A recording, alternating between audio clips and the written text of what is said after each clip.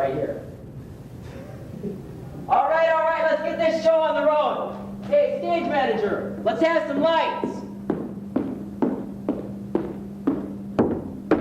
Hey, stage manager. Stage manager. Where's my stage manager? Yeah, who's in a hurry? We are. We're running late for the final dress rehearsal. Now let's have some more lights. Turn on the plugs and the spots. Now get the cast on stage for roll. Okay. Everyone on stage!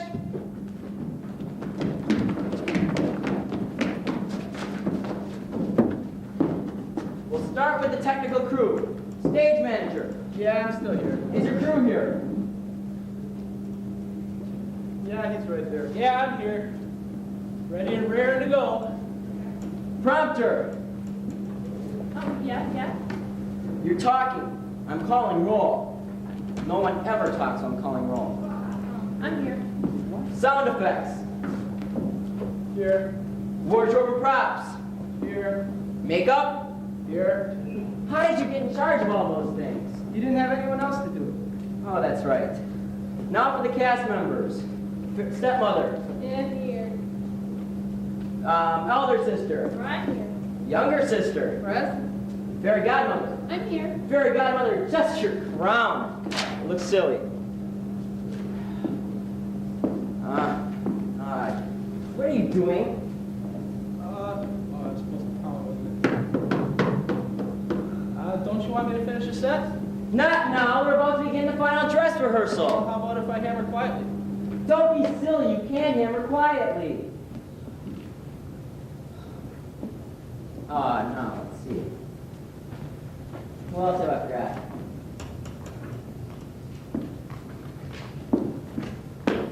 Hey, you, Mark. Messenger girl. Hey, you, director. Can I leave early? My boyfriend gets off of work early for training. What part are you? The messenger girl. Oh, yeah, that's right. Can't I leave early? I just ride on, save my partner right off. It's only a small part. There's no such thing as a small part. Yeah, I know. Only small actors. Don't be a smart aleck. I don't even see why they ought to devote to messenger girl. Because there are some people that insist that a play just isn't any good unless it has a message. That's the reason. Now, who else haven't I checked? Oh yes, Cinderella. She's not here yet. What do you mean she isn't here? She's the lead. Did she ever come Kuiper part? No. It never gets anything going around here. Just be happy that you're the prompter. And Cass, don't worry. I'll read Cinderella's lines. Cinderella,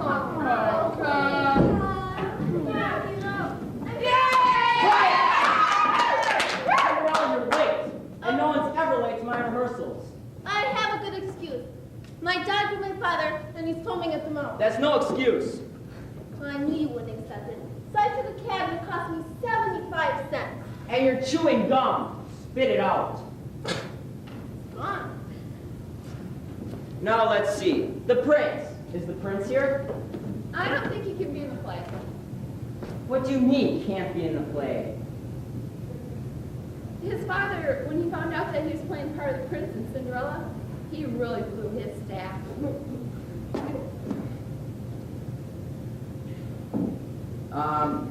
There's nobody else that can act the part, huh? No. Oh, if he doesn't come Kuiper part? No. We have no understudies? Okay. Well, I'm here early. Now what do you want? Well, actually, I'm here late, but it really doesn't matter, does it? Why do we have to do Cinderella anyway?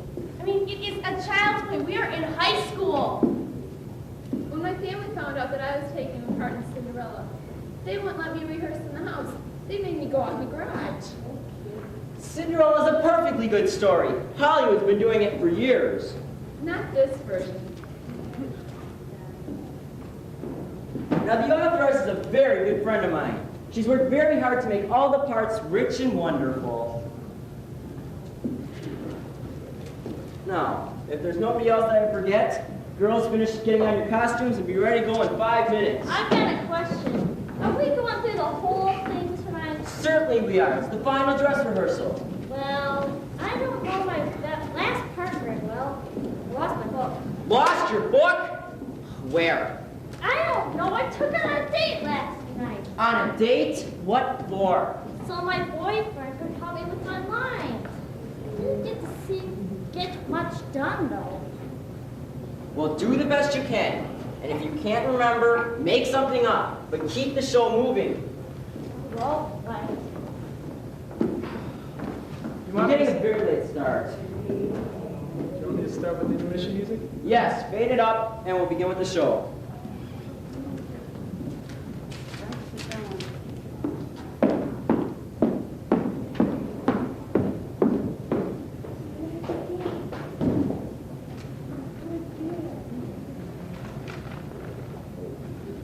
Music!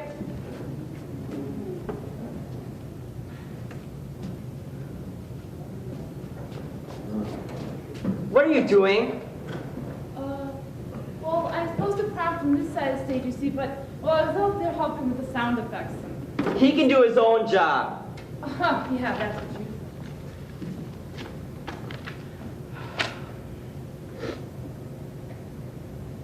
Start now? Yes. No. Wait. Would you please leave the stage? Me? Yes, you. Can't I sit here? I won't bother anyone. You sitting there destroys the illusion. Come on, I'll be as quiet as a mouse. It'll be all right, won't it? I can't see anything from backstage. Well, all right, if you be quiet. Oh, yeah, you bet. Start now? Yes. Cinderella, haven't you dusted yet? Oh, I just finished, stepmother. And is this your dust rag? Well, yes, my stepsister gave it to me. She gave this to you to wash, not to dust the furniture with. This is her very best party skirt. Oh, anybody can make a mistake. I know I'm supposed to like to scrub the floors and iron the clothes and do the dishes. But the fact is, I just don't. Lazy. Well, if you'd only get me a washing machine and a dryer and an angle, I wouldn't complain. I'll bet I'm the only girl in the whole wide world who still uses the washboard. And all day long I iron the clothes and do the dishes and wash everything.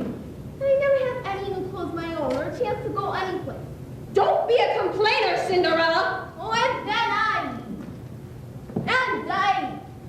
forgot my next line. Keep the show moving. Say something, anything. Mary had a little lamb. Oh, no, not that. Lisa's way to snow. Stay in character. It's my line anyway. Then say it. I forget it. Prompter. You're lucky to even be wearing those. Oh, yeah, that's it. You're lucky to even be wearing those rags. Not very. Don't get sassy with me. Well, if I had a chance to go someplace, all I do is sit around the house. Now shut up and get to work before my own sweet, darling daughters will be home. Oh, here they come now. Oh, here they come now. As a matter of fact, they're nowhere in sight. Oh, I'm sorry, I'm awful sorry. It's just too much to handle the sound, the makeup, and the properties, and the costumes. I couldn't find the packages anywhere, but they have them now, and they're all ready to go. Okay, take it again. Oh, here they come now.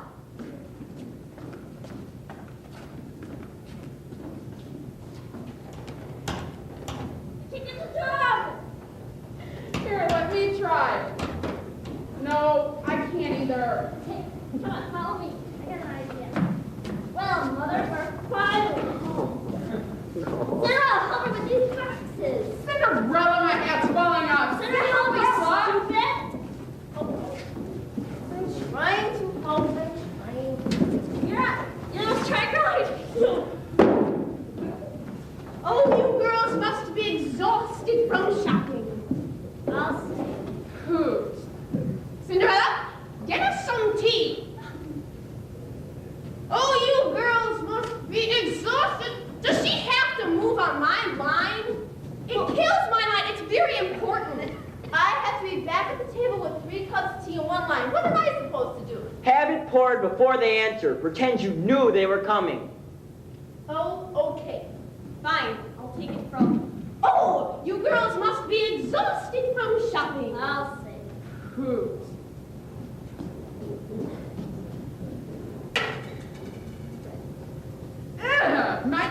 cold. My tea's cold too. My tea is so cold there's ice in it. That's because it's iced tea. I really hate that line. Can I change it? Come on, girls, struggle on. It's iced tea. Don't be funny. Believe me, I'm not. Help! No break.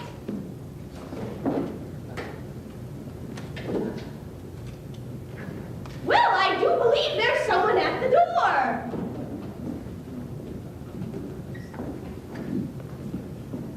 I do believe it's someone. Telegram girl. It is someone. Telegram from the king. The king. The king? King. Yeah, well, you're a king. I read it already. Shall I read it? Please. Read it, mother. Oh, look! It's an invitation from the king to attend a royal ball in honor of the prince's birthday. And I and my daughters are both invited to attend RSVP this very evening. Can't you leave out the... It's a long line. And I don't have enough money. Couldn't I have some of that? Because it doesn't fit in your character. I know, but sort of even things up a bit, right? Right. Well, the answer is no, and I'll keep the play moving the way it's written. Oh, all right. Goody gum. Oh, Peachy King, a party from the king. Oh, and we'll dance all night. I just love to waltz. Oh, 1, 2, 3, 4. 1, 2, 3. I'm all right. I need a new pair of shoes. So do I, but I'd rather have a new hairdo. So should I.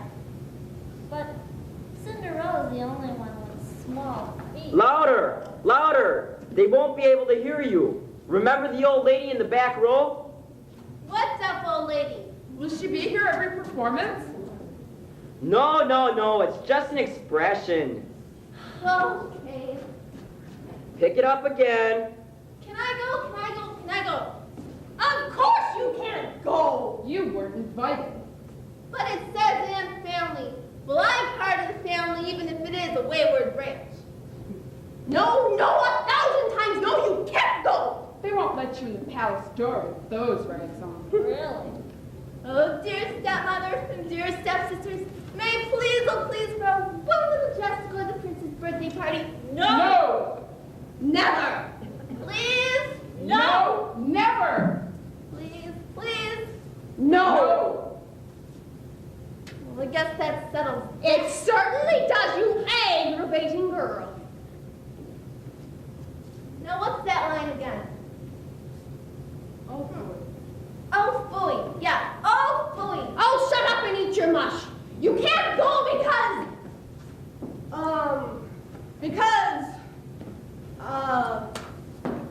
you got a cold? Prompter. Wrong. I know it's wrong. What's the right answer? Is it right if I tell her? Certainly is. It's your job. All right.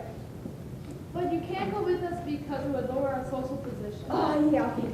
But you can't go with us because it would lower our social position. Well, it can't go much lower. Shut up, you saucy girl! I think we should go get ready for the party. I get the hat with the plume. I should get because I'm older. Fine, then I get the velvet cake. The clash with your dress. Besides, that's mine. Hog, Pig, fat hog. scared pig. Shut up, you hogs and pigs, and get ready to go. I'm ready. Me too. I guess I am too.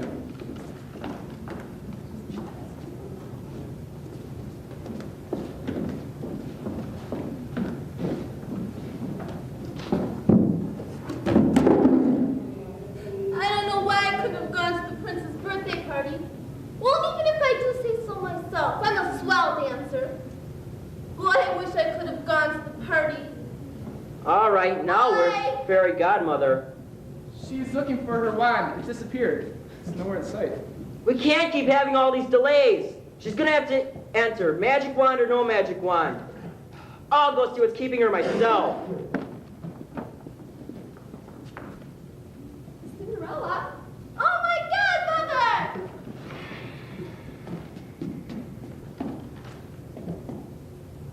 All right, now we're all ready. Give her the cue again, Cinderella. Cinderella? Oh my godmother! Yes, it is I, your fairy godmother in person. And I have come to ask you if you would like to go to the prince's birthday party. Little me? Yes, little you, because you have been such a dandy little girl. But I can't go in these clothes. I know, Cinderella, but perhaps if you let down your hair. Are you sure? Yes. Oh boy, I can't wait to go to the prince's birthday party. To go or not to go? To go or not to go? Not to go. I know, but then what? Come on, keep the show moving. Pick up the tempo. I Step up. know that's the question, but then what? That's the line. Ugh. To go or not to go? That is the question. And what is your answer? I'll go, I love to go. Oh, good girl, Cinderella. Now listen very carefully, and I will give you instructions. Through the power of my magic wand, I will change you from a ragamuffin to a beautiful, beautiful, charming, charming girl.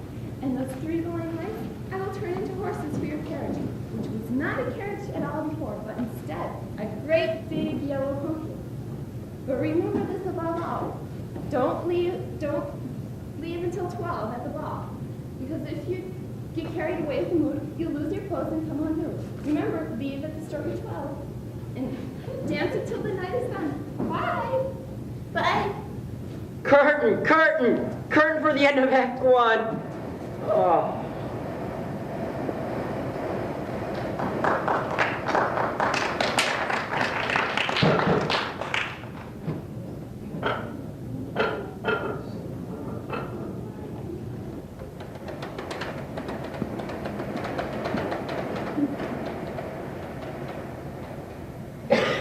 Do I gotta eat this stuff, Ma? It's your birthday, darling. Eat the stuff and shut up. And watch your grammar. Why should I watch it and going no place? I don't want to eat this stuff. It's gonna make me fat. A fat child is a healthy habit child. Mom, look, there's a wolf at the door. There's always a wolf at the door around here. I want a ham sandwich. Ham sandwiches and birthday food? Birthday food is cake and ice cream and soda pop. I want a ham sandwich. Oh, right, I'll get your ham sandwich. What a kid. This little overcoat like cake?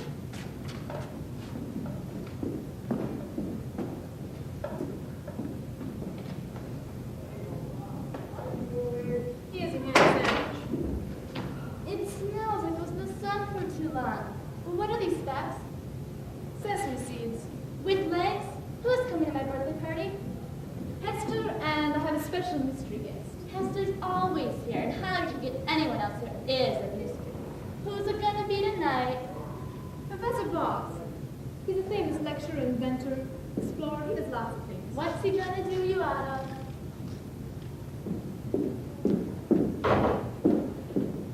Ah, here you are, Hester. Here I am, Miss Minker. What do you need done? Dust the drapes. I did that last month. Do it again. Here. And don't get any dust on Overthought. He's allergic to dust. Eat your ham sandwich, dear. I can't. The sesame's still the ham. Look, there's a wolf at the door.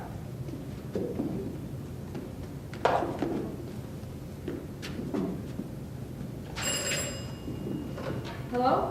Who? What? When? Where? What? It's that crazy inventor. Who's he? Mr. Twaddle. He invented trunk locks for elephants on a diet.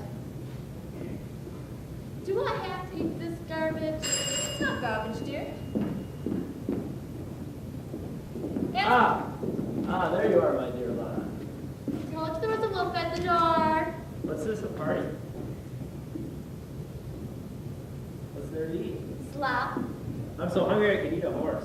Too late, the sesame seeds got first. So you're the famous explorer. That's right. Correct? Surround me, kid Lana, and I'll marry you. You're just after her money. What? Me? Nonsense. When do I get a line? Let me take you away from all this. How's that for a line? I'm Hester. Right. So where you been, Bobs? I've been on the Golden Land and back. I was a sultan of the Golden Land, but I gave it up to come and marry you. Come, let me hold you in my arms. Come to me, my little turtle dove. Hey, that's my line. Come to me, my little turtle love. Who are you? Lancelot Twaddle, the great inventor. Well, invent the egg and beat it. Don't be rude, Professor. Come and have some orange juice.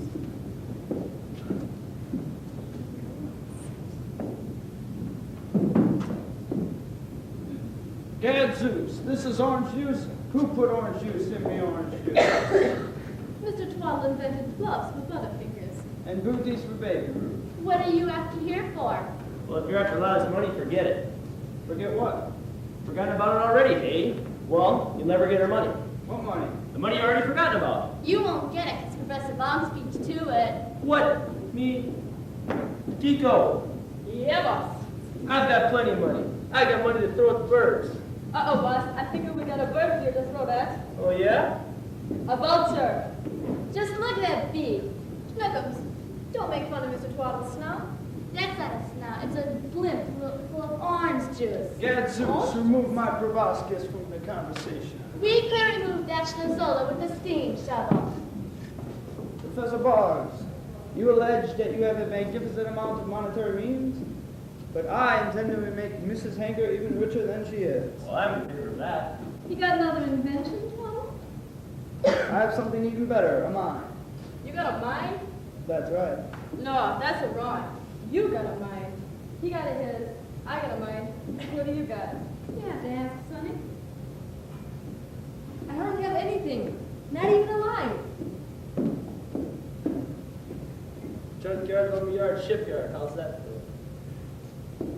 What kind of a line is that? It's a 3-yard line. Now, Twaddle, where's your mine?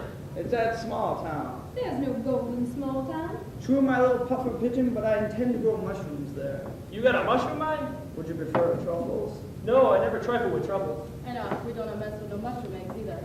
Now, just a minute. Tell me about your mind, sweetie. Please, madame, you're cremating my carnation. Come over here, Tootsie. You can steam me up as much as you want. Better watch out, honey bunch, or I'm liable to cook your goose. I want a pizza. Snookums, silence school. I want a pizza. I'll give you a pizza 2x4. Don't you dare harm that little child. I'm the little child. Rather use a blunt instrument. Calm down, you big windmaker. Your nose will explode. Now let's get back to business.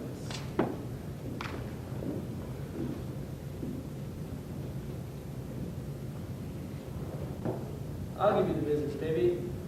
Twaddle, why don't you invent insecticide and bug off? Lana, run away with me to Unga Butterland. I'm offering you fun, romance, adventure, excitement, and exotic tropical season. I'm offering her a chance to make money.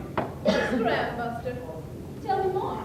All I need is $10,000 and then we'll both be rich. Told you he was after your money, Ma. What do you need the money for, Twaddle? For mushroom eggs, of course. The mushrooms don't grow from eggs. Of course they do. Scrap, send it dumbo. So, you want me to lend you $10,000? Well, I'll need some collateral. Mrs. Hanger, my word is my bond. Last time I saw you, you weren't in bonds, you weren't handcuffed. Just sign this notice. What kind of notice is this? A short notice. So it is. Why, this is gibberish. Could have been written by a juror. Let's see. Facto corpus habeas. It's all perfectly clear here. It says here that if you do not pay the money on demand, the mine becomes the borrowees. Egad, what balderdash. Binding his sheets. Super fungus. Oh my God. This is all perfectly clear. It is? Look at this! It's got a loophole! Huh. So you want to marry me, do you? Give me the $10,000 so I can give you the water. All right, then I will. Wonderful, then it's all settled. Let's have a little liberation to toast our transaction. Whoopsie, it's about time we had a party. Stop that infernal racket. Scram, son, and don't hold my weddings. It's my birthday. I'll make all the noise I want. Now, Professor, for business, would you care for a little amount of stimulation? I wouldn't mind a little snort either. If this is a party, I want a pop. What kind of pop? Snookums? Soda pop? No, I want a different kind of pop. Lollipop? What other kind of pops are there? Mrs. Hanker, permit me to give the little ragamuffin a vigorous pop on her nasal appendage. I want a pizza pop. There isn't any such thing. That's why I want it. Too bad you weren't a little boy. I'd sell you to the Viennese choir. Ah, there you Let's go. have a little nip, Professor. No, thank you, I had mine already. Now you drink yours. Certainly. Ah, there you are. Argathon! What's the matter with you? Somebody's murdered Argathon! Argathon, come alive or I'll kill you! That's better. When do I get a line? Continental Transworld Panhandle. How's that? So, where's the money? All my money is tied up in cash. Well, give it to me so I can give it to Twa. Hey, Professor, I got a better idea. No. I sell you a money machine. That's a money machine? Yep. Well, how does it work? Put your money in at the bottom, and you take it out on top. Give me the money. Yeah. Put the money in at the bottom. You put it on top like this. Like that? Yep. Is this all I get? Is that all the money you got? That's all I got. Then that's all the money you get. Here you go. That's all I got. Well, it isn't much, but I'll take whatever I can get. Here's your money, Twaddle.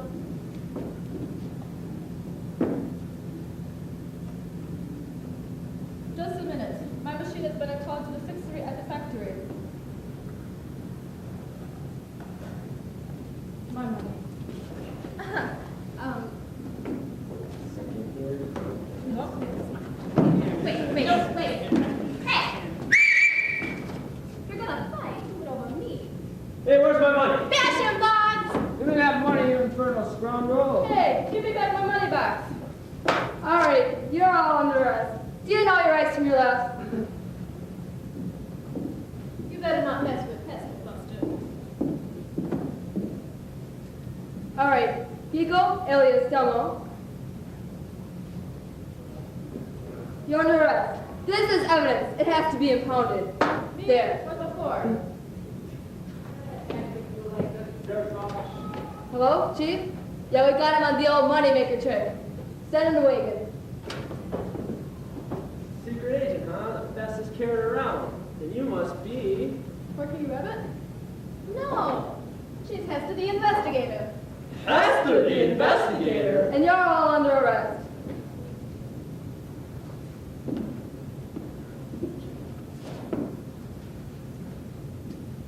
Stand back. Let's get it. I'm warning you, this is a tomato grenade. One step closer and I'll blow you to succotash. Whoops. Wrong tomato. Listen here. I'll give you $5,000 to let me escape. $5,000, eh? Well, okay, I'll take your $5,000, but Kiko will have to go to jail. I'll give you 3,000 to let me escape. For you, I'll take 2,000.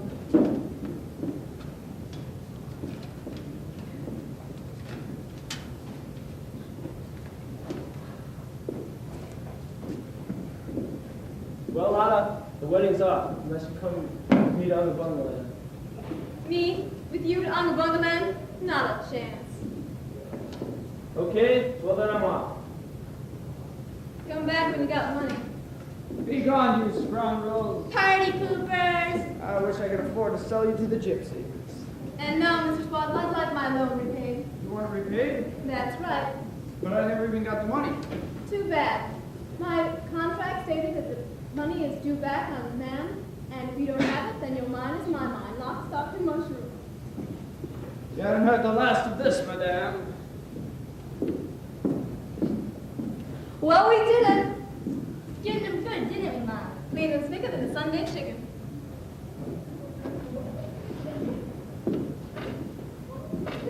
And now, as soon as I rented you from Rented Rat, I think it's about time you made your exit.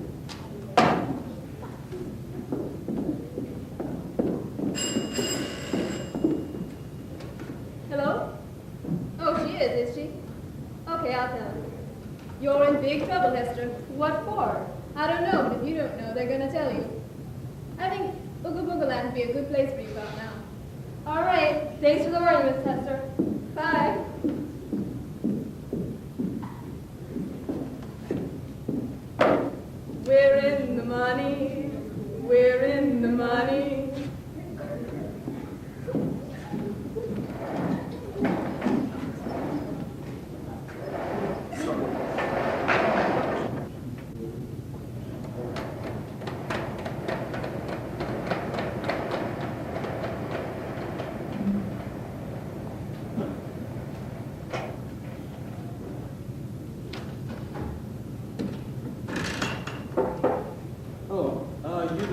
Ferguson. Yes. Very nice too. Very nice too. Where you been all my life? What's your name? Mary. Huh. Mary. Cause it was Mary. Wow. Would you like to sit down? You're new, eh? No. How come I haven't seen you around before? Perhaps you never noticed me. Likely story. Come here, give us a kiss. Oh. Come on. Come on. You're just my type, you know that? Hadn't we better get on? I'm getting out just fine right here. I mean, with the makeup. Oh, well, if you insist. You know, a girl like you shouldn't be trapped down here. She should be out there, in front of the lights, all lit up like a palace so people can gaze at her. Ever thought of acting? No. Oh, why not? Because I like my job. Makeup? But it's a dead end. Yes, but I like it. I'm good at it. Oh, well. You know, a bloke like you, or a girl like you could drive a bloke like me, Barney, you know that? Got a boyfriend? No. What are you doing tonight? Working. I mean, when you're through working. I never finish working. Set to brush up? I don't have time for boys. No time for boys? Oh dear. Oh dear. What's the play about? The play? Oh, the play. It's one of those modern things, you know. I can't be really too sure where it's going, where it's heading, or what it's saying. Are you the hero? You bet I'm the hero. I thought you said you weren't with me. I'm not. Then how come you don't know who I am? I haven't watched the play. Oh, why not? It doesn't concern me. Oh, well, you should see it. You should see me anyway. Do you know I'm one of the greatest actors this stage has ever known?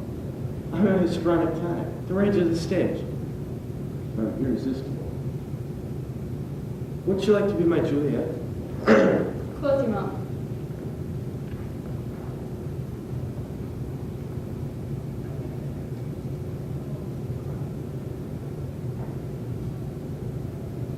Where's your sense of romance? I'm just a makeup girl. Even makeup girls must be human.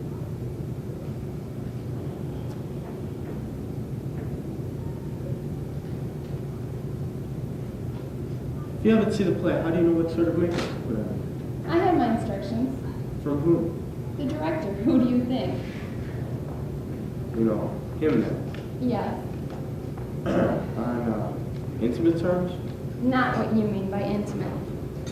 She knows me. She knows me.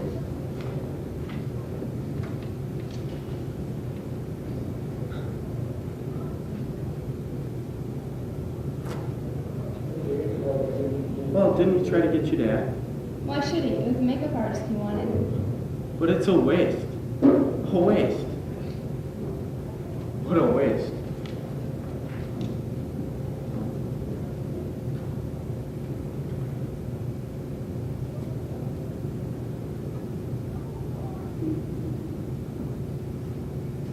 What are you doing tonight? Actors should learn to control their hands. Flat. Dear lady, dart that skill at me. Stab me with thy keen conceit. And you will wish me never more to dance. And you are an actress? You don't have to be an actress to quote.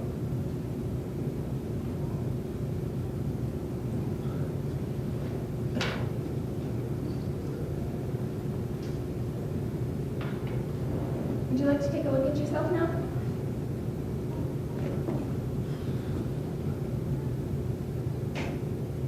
Can't see much difference. Have you done anything yet?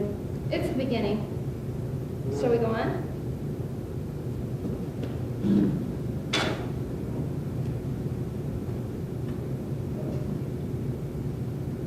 You do enjoy your job then, don't you? Yes. Even though it doesn't lead anywhere. You might say the same about any job. But I mean, what you paint faces. What I do is a work of art. Do painters have to move upward? But I mean, what painters, they paint sticks. I mean, it lasts. I mean, your faces, they just get wiped off. I never run out of faces, and the faces I do are real.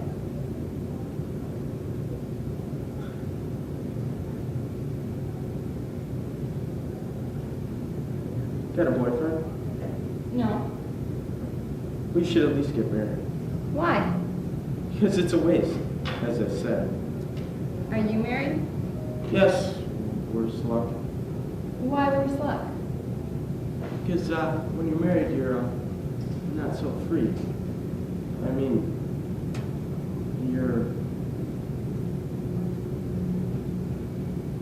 You're not so free. Yeah, that's it. I mean, you don't think if I was married, I'd be taking orders from you, clutch control and all of that. You've made your passes. If I wasn't married, I'd have raped you by now. How charming.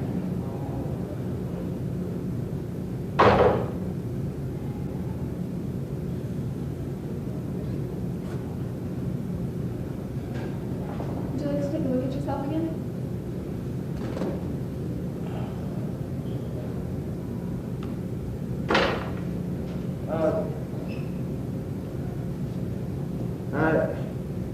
I look so old. Still can't see too much of a difference, though. Shall we go on? Well, I can't leave you like that. I don't want to alienate my family. Actors will have to learn to adapt. Yes, but fans don't.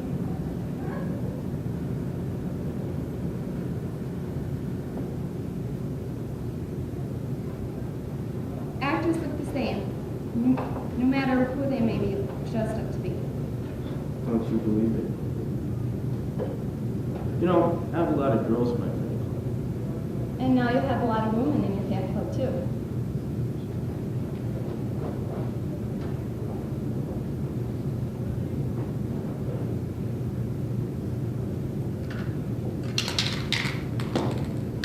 Hey, wait a second. What are you going to do to my hair? I'm going to gray your hair. No, you're not. I don't want it gray. It has to be gray. I don't want it gray. It has to be gray. That's what's down.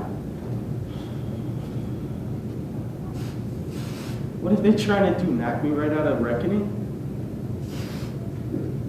We're just making you a little older. Yeah, a little older. Well, with the gray, it makes you look quite distinguished. Yeah, I don't want to look distinguished. I want to look like myself. Younger. You always look like yourself. Don't you believe it?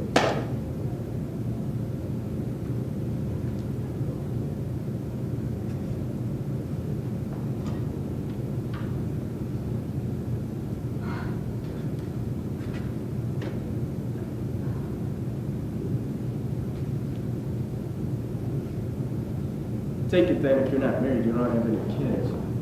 Well, what about you? Do you have any kids? Well, yes, two. Both boys. They'll probably be actors themselves, too. Is your wife an actress? The lead? Yeah, she's good. She's almost as good as me. Is she jealous of your success? Success? We don't talk much about the theater. We don't talk much at all. Well, enough of this. We don't want to talk about me, do we? We could talk about other things. Such as? How about sex? We haven't talked about sex yet, have we? Not directly, I suppose. Has any man broken down your defenses yet? No. Well, we never tried it. Yes. Suppose if I wasn't married, I could have. I've had a lot of women, a lot of beautiful women. I've had what you call a misfit youth. When I was 17, I acted in morality. And a leading lady who was 35 as she was at day taught me all I needed to know about morality. She was playing a part of virtue, which was the funniest piece of casting since God asked Eve to mind apples. What part were you playing? I was playing a part of sloth. She caught me lying down. As a matter of fact, she caught most of us lying down at one time or another. And, well, we all kind of caught something from her, too. Well, there, you're finished. Would you like to take a look at yourself? Yeah. What's wrong? Damn lumbago, man. Can't get up without it flaring up. God. Have you ever seen Hamlet done with a limb? Congratulations. It's a total wreck and you're to blame. Would you like a stick? Yes, the third leg.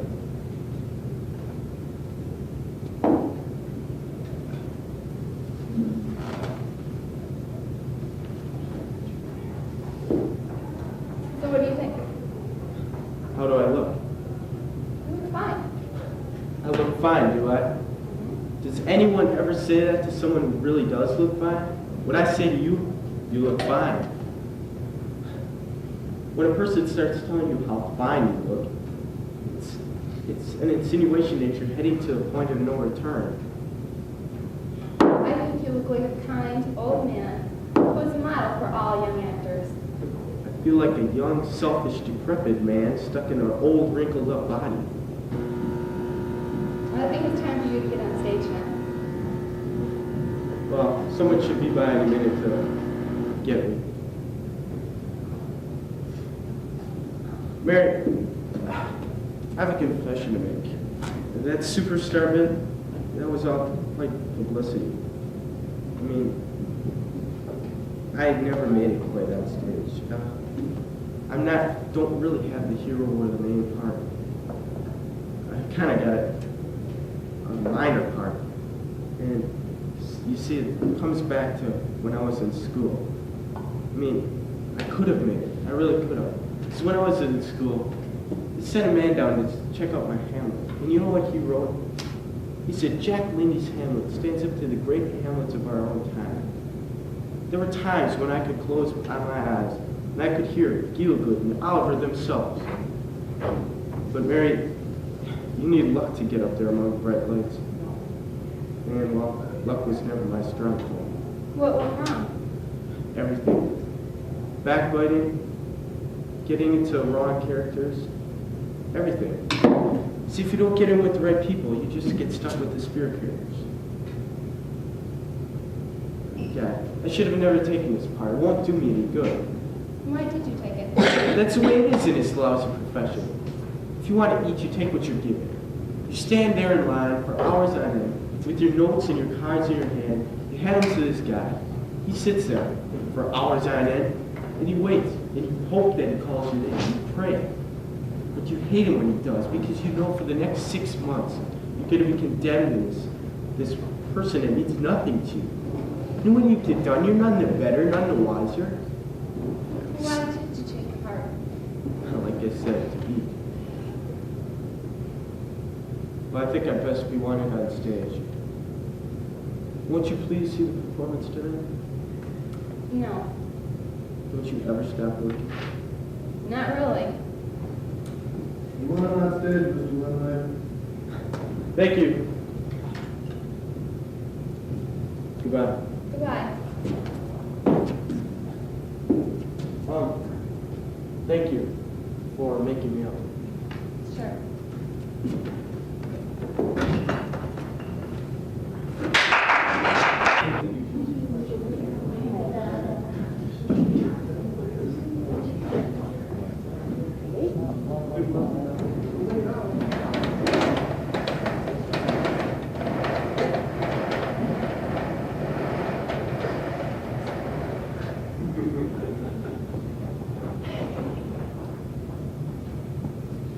I arrived yesterday. Or was it the day before yesterday? It could have been the day before yesterday, and I wasn't noticing. Very well. It would be best to keep the record straight and not let it get confused. For some instinct tells me that these details would be interesting to a historian someday. Or I feel exactly like an experiment. Well, that's much worse. For no one can feel more like an experiment than I do. But if I'm an experiment, I might go home with it. This new creature is a good deal in the way. No, I think there's more in the matter that has to do with it. It is always hanging around and following me about. I don't like this. I'm not used to company. Is my position assured, or do I have to watch it and take care of it? I wish it would stay with the other animals. I will have to be watchful, for some instinct tells me that vigilance is the price of supremacy. Not a bad price for one so young. Perhaps if I keep a chronicle of my thoughts, It will take my mind off that creature. And if vigilance is nourished by observation, I will write down everything that I have observed.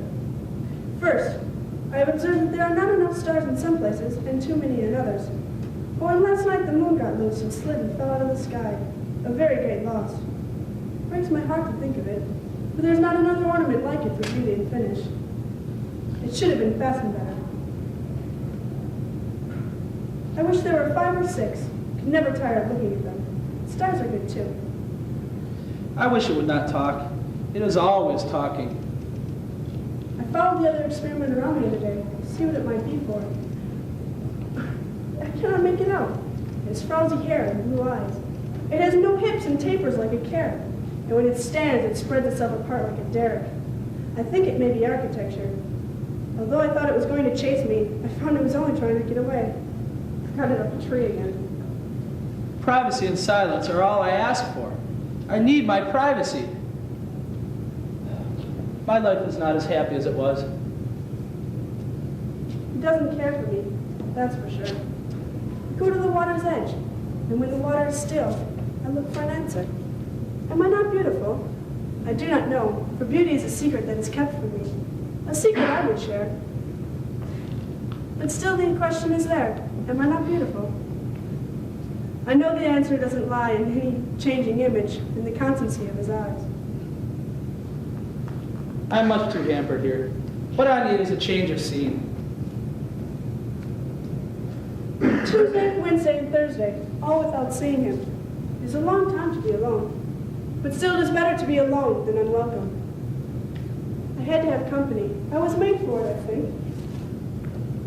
I escaped last Tuesday, traveled 2 days and built a shelter in a secluded place. The excursion we made yesterday was the best. Though I covered my tracks, she hunted me out by means of a tiger For swiftness, and a lamb. for guidance. I was obliged to return with her, but will presently emigrate when the occasion offers.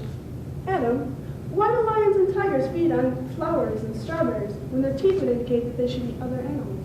That's foolish, because they'd have to kill to do that, and that would introduce what, as I understand it, is called death. Then we could save the sick buzzard. Death, as I have been told, has not yet entered the park, which is a pity on some accounts. She's been trying to pick apples from that tree again, so I clotted her out of it. But nobody was looking.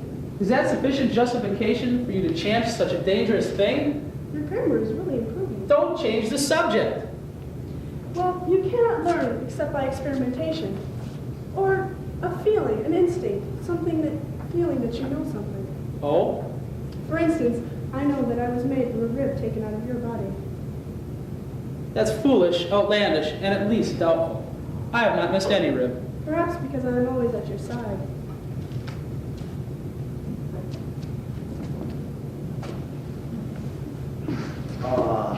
They've been keeping diaries.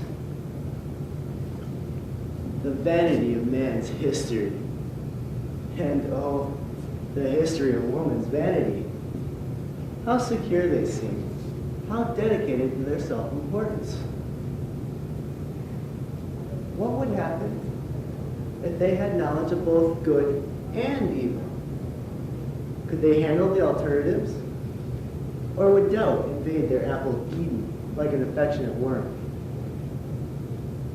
Alternatives can be quite intolerable to humans.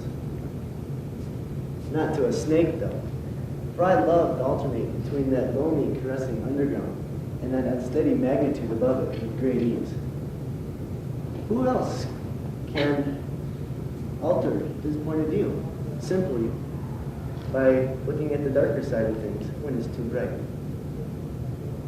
Already I am restless, so my stay here will be brief.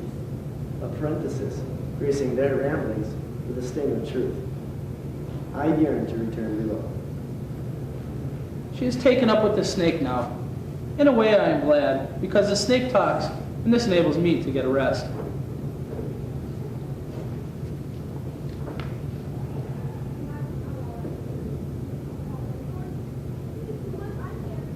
Limited knowledge is frivolous.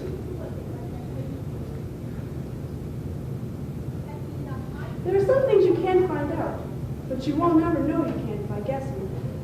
No, you have to go on experimenting, patiently experimenting. But it is the life of Abigail. If there was nothing to find out, it would be dull. Life should be fruitful, not dull. But there are some things that you can't find out, but you will never, like, but like the secret of the water, it was a treasure until I got it. Then when I found out that it ran uphill only in the dark, the excitement all went away. And I recognized a sense of loss. Limited knowledge is fruitless.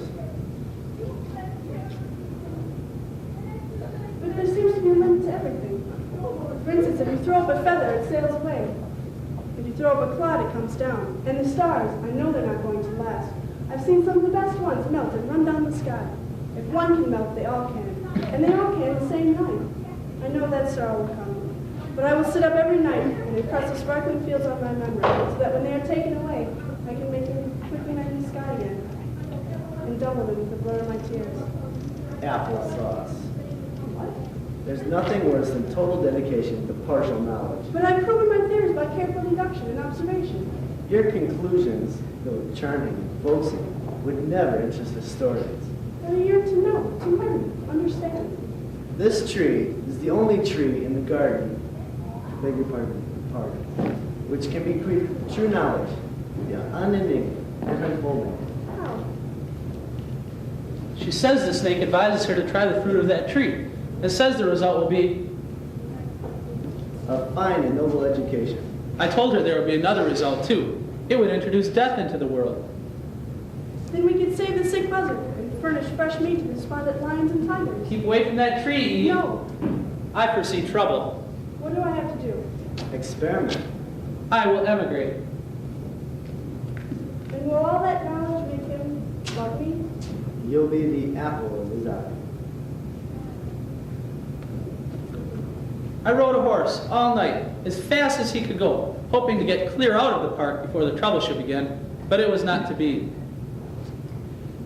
After sunrise, as I was crossing a plain where thousands of animals were grazing, all of a sudden it broke into a tempest of frightful noises, and in a moment it was a frantic commotion, for every beast was destroying its neighbor.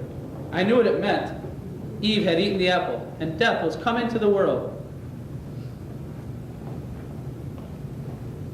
They ate my horse, paying no attention when I ordered them to stop. They would have eaten me too if I had stayed, which I didn't.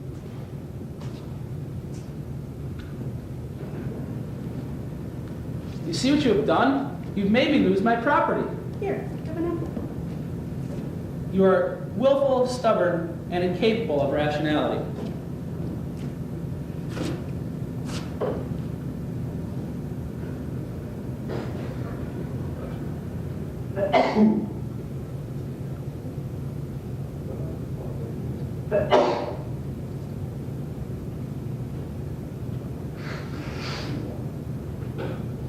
It was against my principles, but I find that principles have no real force except when one is well fed.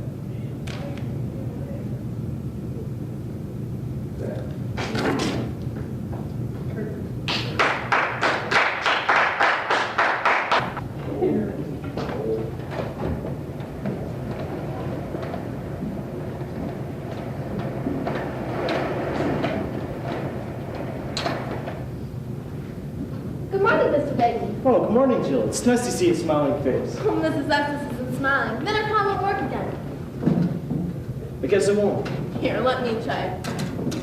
Well, there, now see if it works. Mrs. Estes, if all else fails, hit it with your fist. Is that it, Jill? Well, the best thing would be to order a new one. First things first, I'm settling for physics equipment.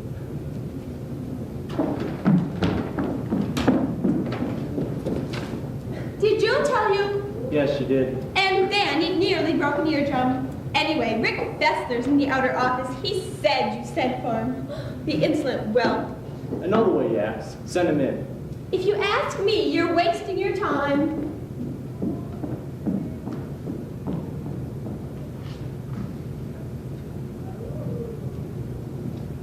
Hello, Rick. Sit down. Well, tonight's the night of the big game. Think we'll have any trouble with Brandon? Do you have any idea why I sent for you, Rick? No, sir. I've been going over your school record, Rick. So? You have a good mind. The Iowa tests prove it, but your grades this year certainly don't show as if you've studied. Do you intend on going to college? I'll get there. You might not. Colleges just aren't accepting students in the lower half of their classes. I played basketball, remember? And you'll feel you're that good. You're prominent in school activities, or let's say you have been. Earlier this year, you were elected senior class president, possibly on your past record. Does the fact that you're considered a student leader mean anything to you? Should it? Leadership carries with it responsibilities, in your case, to the younger students. Last year, the faculty considered you a fine leader. You were friendly, cheerful with everyone. But this year, you act as if we were your sworn enemies, myself included. Why? Last year, you never would have done what you did yesterday. So what did I do yesterday? Nothing! Absolutely nothing! What's that supposed to mean? Yesterday, between 6th and 7th periods, you and your girl, Lisa Lucas, stood in the doorway of 2C while an undersized 10th grader was brutally attacked by 5 of his classmates. Our elbow club in action. You watched, but you didn't lift a finger to help that boy. So it's my fault. No, Rick, it's not your fault. It's the same as if you'd seen your neighbor's house on fire and failed to turn in the alarm. It's not your house. You didn't start the fire, so why turn your hand over, even though innocent people might get hurt? That's not the same thing. Oh, isn't it? Remember, Rick, if we stand by, watch persecution of the other fellow, say it's none of our business, sooner or later, it will happen to us. I'll take my chance. You might be doing just that. Someone in this school, a boy or a girl, started this elbow club to work over the creeps. Oh, don't look so surprised. I know how it works. Only elbows are used. A semicircle around the victim. He's pushed down the stairs, or into a hot radiator, or shoved into a shower with his clothes on. Its own way, our elbow club is as vicious and sadistic as a Gestapo. Are you listening to me? I'm listening, sir. I'll tell you why Stefan was branded a creep. Good reasons, I'm sure. He speaks English with an accent, but speaks 3 other languages fluently. He plays the violin extremely well. And oh yes, after 7 long years of waiting, his parents were finally admitted to this country to escape persecution. Isn't that funny, Rick? Why don't you laugh, Rick? You saw Stefan fall down the stairs. Suppose someone you like very much was branded a creep. Suppose you couldn't hit tonight when everyone wants to be branded. Suppose... Just a minute.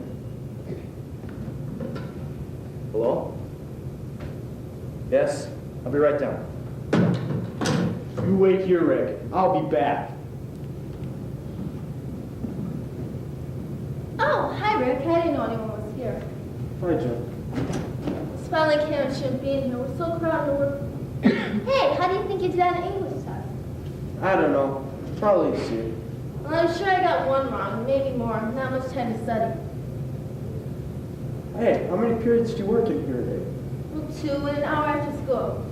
Sometimes I do babysitting, and on the weekends I work in the drugstore. Well, see, I'm trying to save my money, so if I'm lucky enough to get a scholarship, I'm going to go to college. My parents can't help too much. Oh. Well, I hope you make it. Oh, thanks, Rick. I'm all closed this morning.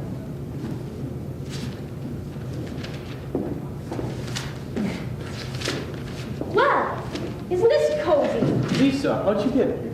Too easy. I sneaked out the study hall. Then I waited till old baggy britches left and old horseface went to the bathroom. I had to see what was happening to you, Ricky boy. What's up? Not much. Just yak about the elbow club. Well, tell baggy britches there'll be a lot more yak before we work over all the creeps in this school. Like that one yesterday. What's Egghead doing? Filing papers. What's it look like?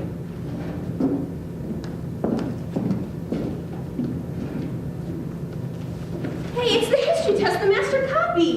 Give it to me. Just a minute. Give it to her, Lisa. All right. I'll give it to her. Oh, I'm sorry. Hey, I'll tell you what. I'll give you $1 for a copy. Don't be silly. What's wrong? Not enough? I'll make it too. Excuse me, Lisa. Look, you. Don't get high and mighty with me. Or maybe you're just plain stupid. You must be. You'd have yourself a good racket selling test. and buy yourself some decent clothes. Sorry. Oh, brother. I'm sure Lisa will. Give me one reason why I should. Well, because, Lisa, what are you doing in my office? Oh. All right, Lisa, this gives you a week's detention. Report to Mr. Andrews after school. I can't. I'm going shopping with my mother. Then phone your mother. Meanwhile, get back to study hall where you belong. Fine. You just wait till my mother hears about this. If you'll excuse me. Hold on a minute, Jill. Just put the papers on top of the filing cabinet and sit down. Now, where were we? Oh yes, the Elbow Club. Rick, when I called you down here, it was to ask your help in putting a stop to it, which I know you'll be glad to do. As for you, Jill, Yes, sir. yesterday when this business about Stefan came up, did I hear you mention that you knew Stefan's parents? Well, not well, but Stefan and his parents live on my block. It's only him and his parents, though. It's hard to figure out. I know. An older son was killed in the resistance movement. Anyway, I've arranged for you to have lunch in the faculty. Well, Mr. and Mrs. Plekovich are downstairs right now. Mr. Andrews is showing them around. Now, then I've arranged for you to have lunch in the faculty dining room. What? I can't talk to them. Why, of course you can. They're charming, cultured people. And they speak fluent English. We'll have no trouble at all.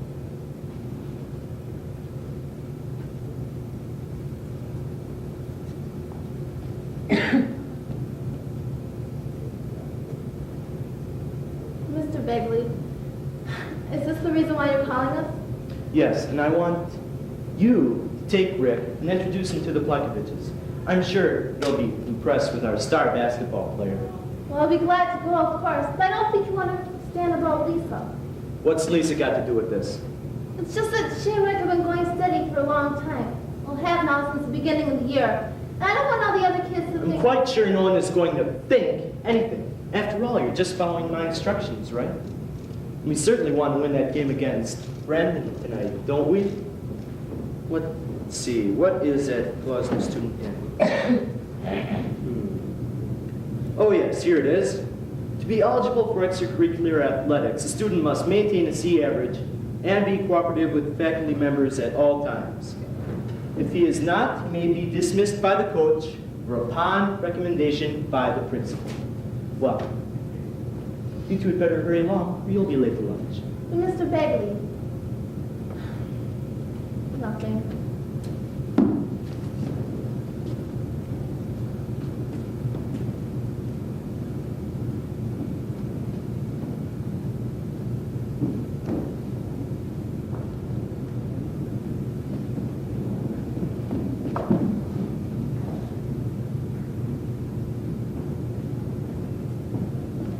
It was a tough one to lose. A conference game. Rick Fessler couldn't hit a thing last night. Seems as though he couldn't keep his mind on the game. He even missed the easy shots, and he's been high man all season. Rick Fessler may have gained more than he lost yesterday. I had to rough him up a little, but basically I think he's a fine boy. He was until this year. Now he's just like the rest of that smart-aleck crowd. Peer pressure can be pretty strong. He has to act the way they do, even though it goes against everything he believes in. But now I've backed him to the wall, and I'm willing to bet. What's that? There's one way to find out. Come along, Mrs. Estes. I may need you.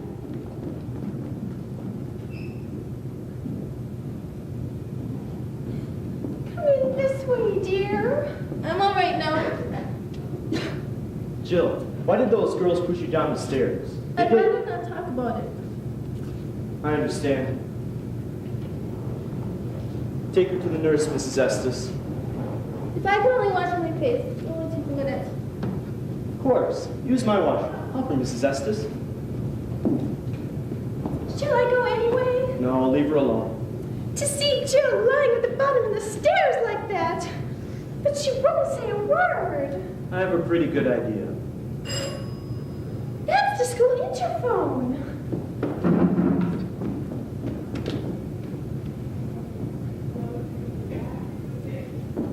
That was Mrs. Ackerman. She's sending Lisa Lucas to the office, but she wants to talk to you personally before you say anything to Lisa.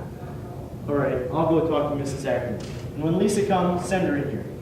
In here? She'll go through everything like it's not. Don't worry, everything's locked. Anyway, I don't want her in the outer office where other students can see her. She thrives on publicity. And I've sent for Rick Fessler too. When he comes, send him in here also. What? Well, I never.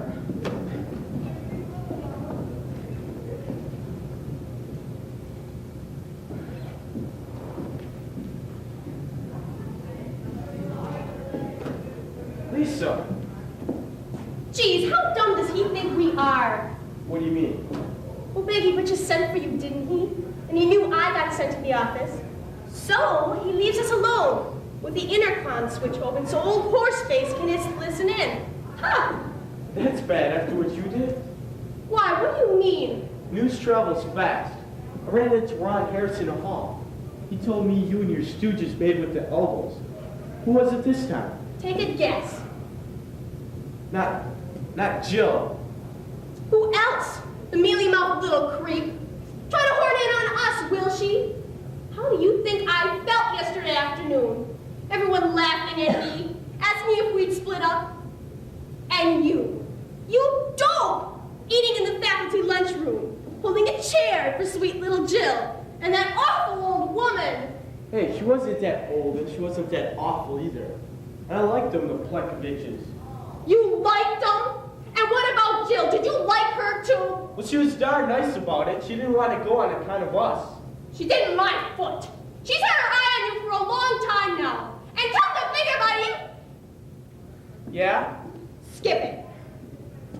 I made up my mind last night after you split after I blew the game. I might have gotten over that, but this bit with Jill wraps it up. I've had it. Up to here. I'm sorry, you don't need to get mad. Mad? Is that what you think, mad? What else? Plenty. Where were you last night anyways? I went to the switch up with the game. I thought I missed you.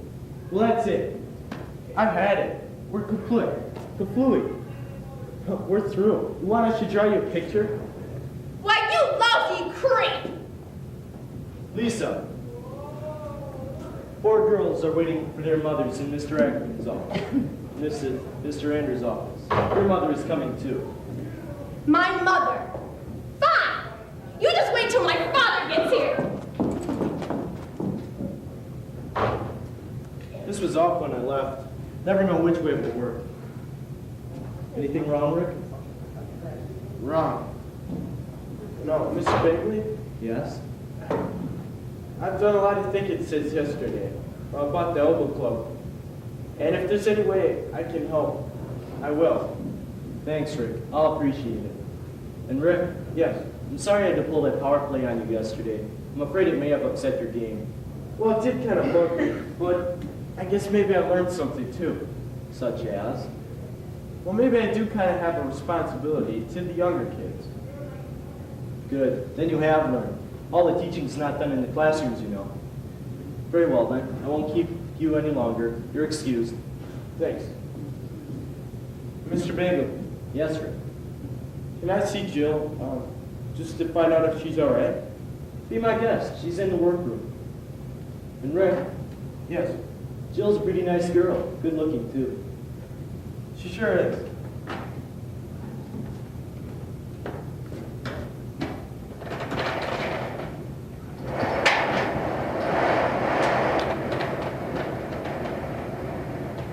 Peggy! Supper! I'm coming, Mommy. You missed. The silly baby old game anyway. You know, Clown, I like it when you're real, because when I'm with people, you make me laugh and I can't pay attention. That's what I'm for, Peggy. I'm a clown. I make you laugh, and nobody can hurt you, Peggy. Nobody. My daddy makes me laugh. That's enough. Daddy says, Hey, Peggy, I've got a new trick for you.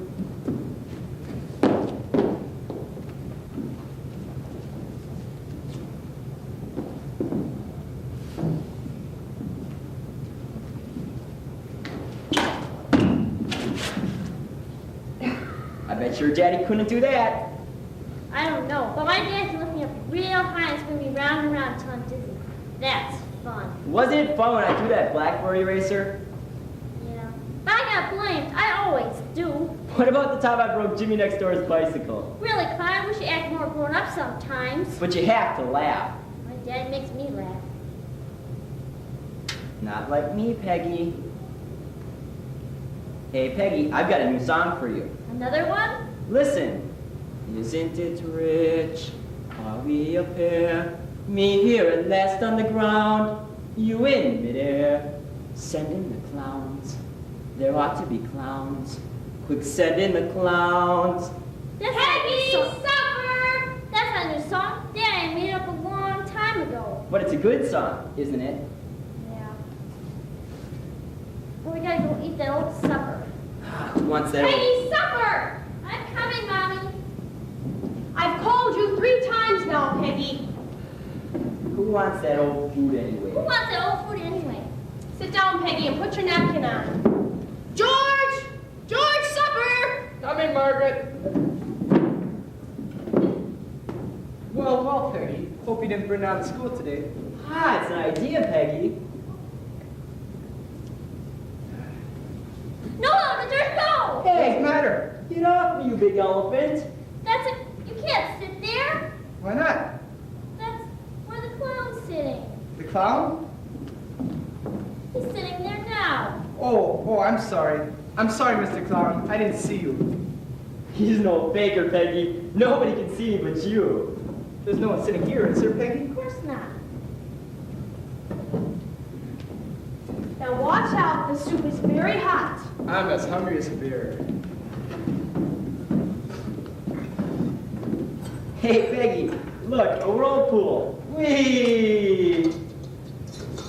What's all this about a clown, Margaret? Oh, the clown. Don't ask me. He's a friend of Peggy's. Oh, what's the clown's name, Peggy? Just clown. You have to set a place for him at every meal. Pass the crackers, please, Peggy. Crackers, clown? No, thank you, Peggy. What did he say? No, thank you. The clown's a little politer than Peggy. He's older than I am. Crackers, Uncle George? Thanks, sweetheart. So how long has this clown been sponging meals off, Peggy? About as long as Uncle George. He says about as long as you. Peggy! That's a clay, Margaret. That's what I get for trying to top a clown. Peggy, finish your supper. It's too hot. Then blow on it. Hey, Peggy, look at Uncle George slurp his soup. What's funny now, Princess? Nothing. That's what Dad calls me, Princess. Peggy, finish your supper. It's still too hot. Well, just eat some of it. I'd rather have ice cream than any old soup. Mommy, can I have ice cream instead of soup? Ice cream? Whatever gave you that idea? Are you sure you don't want to finish your supper? Yes. All right. I don't even know why I bother cooking anymore. Any more, George? No thanks, that was fine. Hey, look at me slurp my milk. Peggy, stop slurping your milk. It wasn't me, Mommy. There's only one glass of milk. I don't know who else it could have been. Wait a minute. I'll bet I know. It must have been the clown. That's right, it was. Well, you tell the clown that nice people don't make noises when they drink. How about Uncle George? How about Uncle George? Peggy! You stop that now and eat your dinner. If you can't eat here at the table like an adult, you'll have to go eat in your room. Can I listen? When Dad comes home, he makes up games with the bread and... That's okay, honey. Tell me, Peggy, what happened at school today? Oh, I almost forgot. I got called down to the principal's office. Don't. To Dr. Benson's. Why? Don't tell Peggy. Well, Miss Irwin said... What happened in school, Peggy? They won't believe you, Peggy. Mommy, I need a new straw. Peggy, what happened in school? I got called down to the principal's office. Dr. Razor, Herbert Weiss, and it hit him! Peggy! What did the principal do, Peggy? Nothing. He said was going to call Mommy. He told me to tell you. And I was out all afternoon. He must have called then. George, I can't... Hands out, Margaret. Peggy, how could you do a thing like that? It wasn't me, Mommy. It was a clown. That's enough, Peggy. I've stood this about as long as I can. Margaret! Peggy, how can you lie about it like that? How can you make believe? But it isn't make believe. It isn't. The clown's real. He's fine.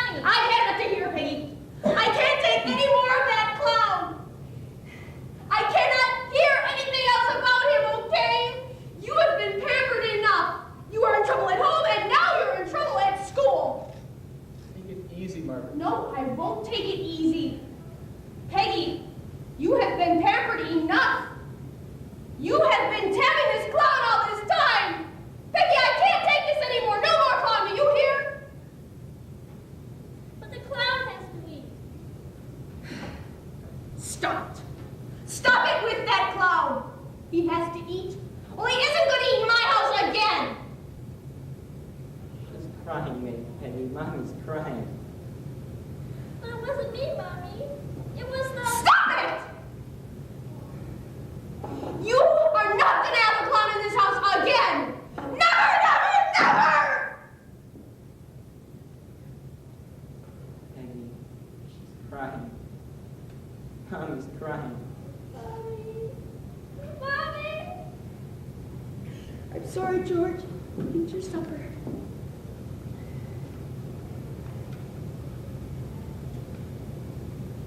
Peggy, look at me. Peggy, look at me. Laugh. I can make funny faces. Look at me, Peggy. Laugh. Please laugh. Mommy.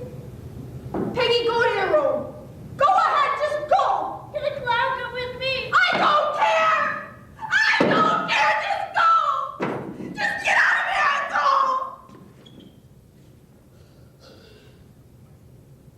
Peggy. Look at me, Peggy. Look at me. I've got lots of tricks for you, Peggy. Laugh, Peggy. Please laugh. Peggy.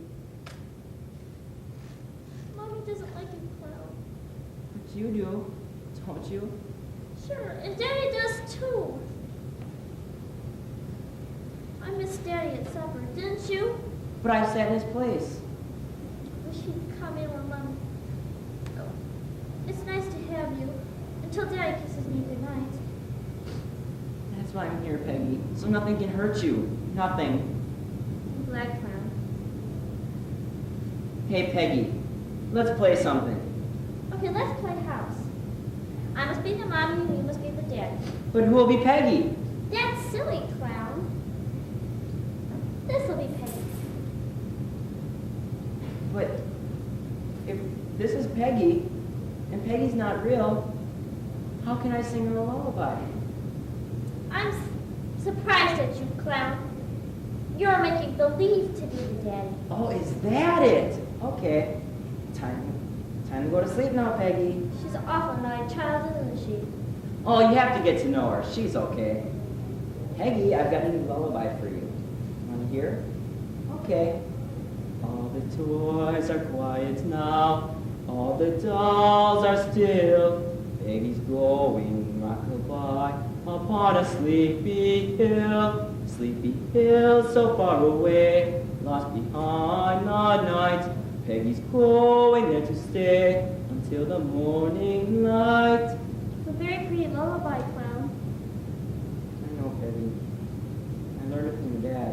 No, George, no. That's Mommy. She's mad at me. Don't go, Peggy. That's not the way to have fun. I want to go listen. No, Peggy. Can't hear much. Come on, listen, clown. Okay, Peggy. George, if she keeps this up, I'll... Margaret, it's not fair to let go that way. It's not fair, and it's serious. To have that place there night after night at the table. But it's for the clown. Why, George? Why does she have to make up that clown? I remember when you were 5, Meg, you had a friend called Mr. Tigger. You always used to set a plate of milk out for him. Dad never got sore at you for it. I know. I suppose it's normal for her age. But not to know real from make-believe. She doesn't realize. George, I can't sit at that table with that setting in his place. I can't stand her looking over at that clown, talking to that empty chair.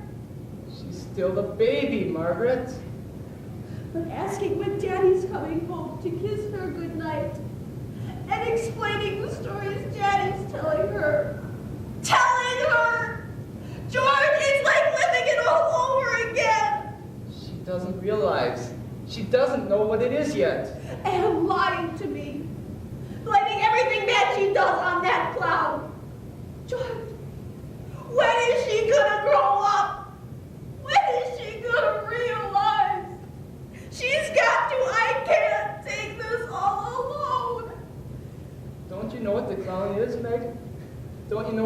door.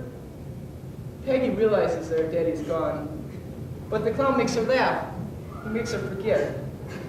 You haven't got any clown, Meg. So you've got to remember. She'll understand soon. She's bound to. She'll understand. Peggy! Peggy!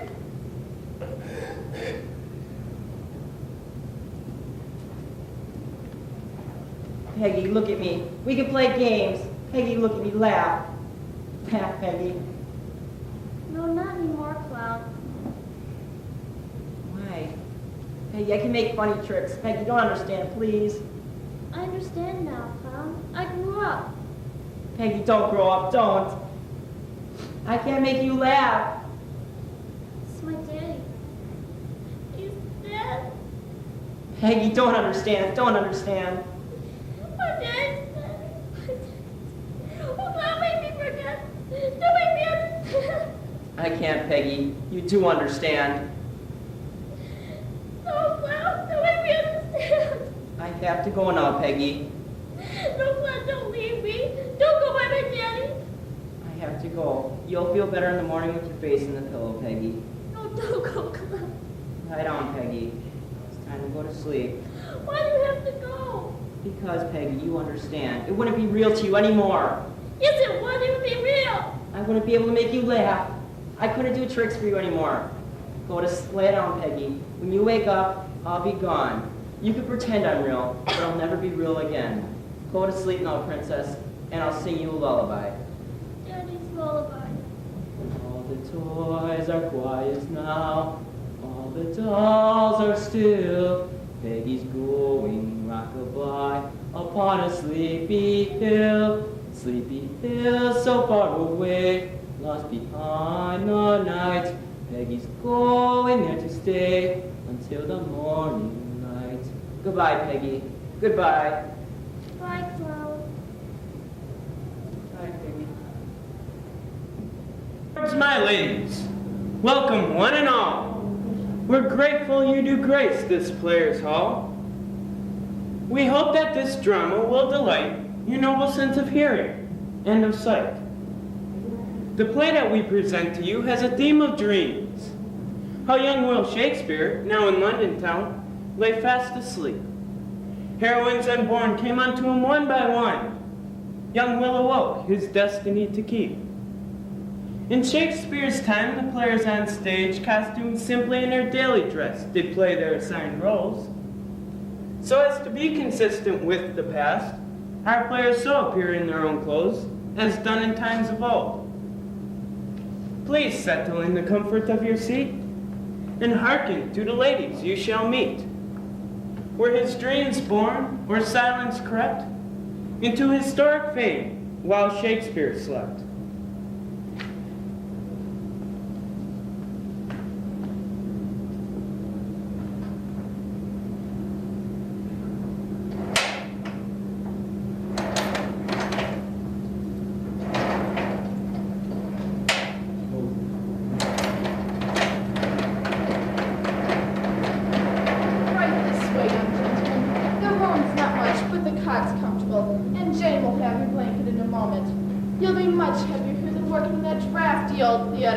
Oh, it wasn't so bad. The drafts, I mean.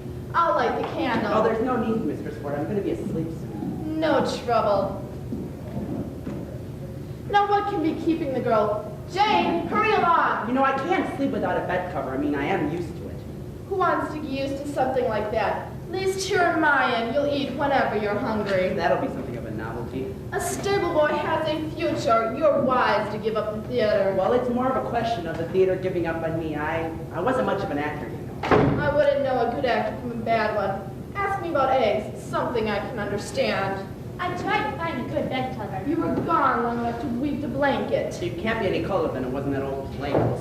You don't need much to keep you warm when you lead an actor's life. Well, you say that because you haven't been on a stage. A woman on the stage. Who ever heard of such a thing? This is an enlightened age, Master Shakespeare. Now thank you to remember it. I'll try. I don't think you'll find things here exciting, saddling and unsettling horses. Mind your tongue. See what happens in the theater. If it's excitement you want, find it in your scrubbing and mending. Yes, ma'am. And don't be pestering the lad. No, ma'am. He's here to work. That's the way to get ahead. I'll wake you at dawn. You can water the horses then. Thanks, Mistress Ford. Don't dawdle, Jane. Finish up and hurry along. If it's excitement you want, you'll find saddling and unsailing horses. What are you reading? Words. Come on, tell me what it's about. Is there any blood in it? None so far. But you can add some. In a battle? Well, it's not that kind of a story, Jane. It's the story of a woman who wishes to be queen. Is she very ambitious? Unlike me. I mean. Well, yeah, and wicked, too. Could it be a play? Well, yeah, but it would leave a lot of atmosphere, thunder, rain, mist rising from the bogs. Scotland would be a nice place for a would-be queen, or Wales. They tell me Ireland is fine for this. No, I think Scotland would be best. It's a fierce land from all I've read of it. Is it a writer you want to be? I want to be the finest stable boy in all of London town. A writer isn't the same as an actor, but maybe you'll have better luck with the quill and ink. But it would still be the theater. Anyway, each man makes his own luck. Mistress Ford is right. There is no future in it. But it's a good present, Will, and I thought you were good on stage. Strutting in front of an audience that's eating sausage and drinking ale, and none too quietly.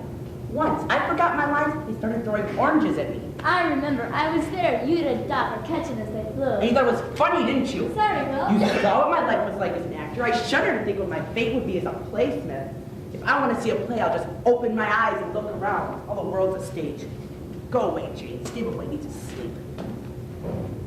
Good night, Will. Good night.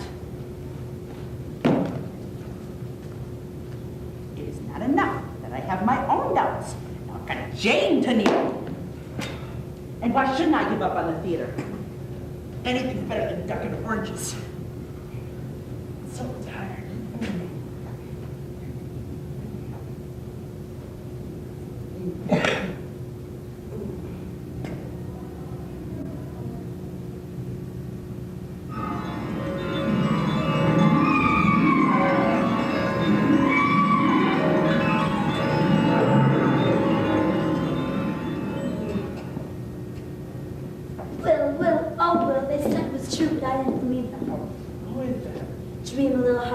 Don't you remember how you thought to describe me? Oh, she docked you to charge a sperm right. 'Tis Juliet, Will. You're Juliet. 'Tis morning. I would have thee gone. William Shakespeare, what foolery are you up to now? Wake in your dream. There's much to discuss. Oh, I'm afraid it won't do much good, Rosalind. You see, he seems to have made up his mind. But the bits and pieces of my play are still in his head. A court scene here, a forest scene there. And I'm to wear a disguise. But I never can figure out when I'm to be Rosalind, nor when I'm to be someone else. It's confusing to be half dreamt up. I'll pinch his toe. Oh, fine, my lord, fine. What's that? I'm not sure. Soldier in a theater. Something about a soldier and a lord and a five. Fie, my lord, fie! A soldier in a fear! What need we fear? Who knows it? None can call our power to account. Who is this? I don't know. Who are you? I'm not sure. You'll have to ask him. Are you tragedy, comedy, or history? I think I'm to be a Scot, or a noblewoman from Wales. You see, only minutes ago he started to seriously think of me, as a character for a play. I'm in one of these. A lot of good it will do you. Your master Shakespeare has decided to abandon us. What? At the moment I'm only a thought. A thought cannot give me life. He must write me down on paper. Plead with him, Miss, Rosalind. Yes, Rosalind. I wish I could introduce myself properly. I think I'm a lady or something or other. Macduff? It's Mick something. MacDougall. No, that isn't right. Plead with him, Rosalind. He's the only one who can help me. It's Portia we need. Well, that's right. Will has dreamt her to be a lawyer in the Merchant of Venice. Portia. Say me, Bonnie Kate, Kate of Kate Hall, super dainty Kate. Kate the curse. Ha! He sleeps in silence, but not in words. Who's that witch? I don't think I'm to be a witch. However, I do believe Will plans a witch or two for my play. Perhaps 3. Perhaps none if things don't work out. What is the problem, Rosalind? You tell her, Juliet. We're never going to come to life, Portia. Will has decided to abandon the theater. That's impossible. If he abandons the playhouse, he abandons us. He's had a string of bad luck, and he's quite penniless. That's to be expected from time to time. Let us think what must be done. I have it. I shall reason with him using cold logic. What about the woman who wraps men around her finger? Yes, the Egyptian. Cleopatra, she's always around. Whenever Will dreams of me, she barges in. Give me my robe, put on my crown. I've got immortal longings in me. That's nice, Cleo, but we're not here for bad acting. Oh, I wouldn't know about it. Bad acting, Portia. I've never been in Venice. But I do know what you want. Well, I've decided to give up all of you. Men do anything for Cleopatra. Throw away their lives, give up empire. Let me at her! Stop it, this shrew! She's hurting my dignity. It's for your dignity. What can a man do with a head full of bad dreams? I want sleep, I tell you. I'm done with you all. Indeed, sir. Yes, I want sleep. Peaceful sleep. Can't any of you understand that? To sleep, perchance to dream. You're in the wrong play, my lady. That's Hamlet. Well, everyone else is here. Why isn't she? Night after night, it is the same thing. What have I ever done that you should play me thus? You created us. God and saw, put words into our mouths. Planned a future for us. I was wondering, sir, might I have a name? I've already got a name for you. Nightmare! Oh, dear, dear, Lady Nightmare, I don't much like that. And why do you remain standing? Since you have groomed me for the legal profession, I must plead for the others. What of yourself? In pleading for them, I plead for myself. And for you, William Shakespeare. You're so right, Will. These are silly women. Think only of Cleopatra. Don't use your vixen tricks on me. What have I said? Nothing I don't permit you to. And you know, it's not bad enough I have all of Egypt in my head. I'm expected to sit here and listen to your wiles. Now sit down or I write you a snake in the basket. I am not going to listen to you. It's we who listen to you. I plead for others too. Your audiences. Oh, don't speak to me of audiences. I've already made up my mind. Besides, what assurance have I that any of you are going to succeed? To know the answer to that, you must first take the gamble. The world needs laughter. And the world may laugh in my face. I like the feeling of food in my belly once in a while. Anyone can be a stable boy. A good one? No, not a good one. To be good at anything takes time, patience, and talent. Oh, why should I expect sympathy from any of you? You're a bunch of characters, not actors. My words are going to be spit up and chewed out between the teeth of actors. I mean, I was live at the town crier spoke my line. Give the stage pageantry, Will. Colors, songs, and poetry. And could you give me another name? So few have a gift like yours. You have no right to deny Well, I it. have every right to deny it. Call me a coward if you wish. I don't care. But I'm going back to bed, and I'm dreaming of my breakfast. Cowards die many times before their deaths. The valiant never tasted death. Oh, but can't once. any of you keep in your own play? That speech does not belong to you, Kate. If Kate doesn't have any use for that speech, might I have it? Well, I have other words for you. Strong syllables which breathe fire. Oh dear, I do sound like a dragon. In Egypt, we have crocodiles. I bear you no malice. I only wish to be free, to do what it is I wish to do. I'm afraid Of what, Will? Tell us, Will. We are your friends. of failure. Every man has that fear. You needn't be afraid, though. There's no shame in failure. Being ashamed of that shame is another matter. I know. Didn't you say to Jane, every man makes his own luck? Yeah? Then you only be free with us, William Shakespeare, never free from us. Your love belongs to us as much as yourself. We are part of you and your loves. That is your freedom, Will. Knowing this. If all else has failed, Will, show a little mercy. If only I could be sure I would succeed. Time to say It might take centuries. Being Egyptian, I understand this. good night, good night. Parting is such sweet sorrow. Glad to say good night.